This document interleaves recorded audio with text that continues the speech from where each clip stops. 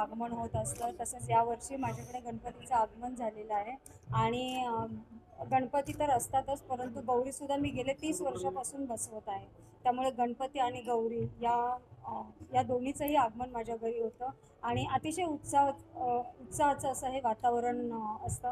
यामध्ये मी माझ्या सर्व मैत्रिणी आणि नातेवाईक हे सर्वांना बोलवते, सवाष्ण जेवण करते आणि खूप छान असं एक वेगळंच मंगलमय वातावरण असं तयार होऊन जातं. गेल्या वर्षीपासून मी ब्लाइंड स्कूलच्या काही विद्यार्थ्यांना ढोल वाजवण्यासाठी इथे बोलवते आणि त्यांच्यावरती कौतुकाचा एक वर्षाव कोणीतरी करावा असं वाटतं आणि म्हणून या निमित्ताने मी दरवर्षी त्यांना इथे बोलवत असते.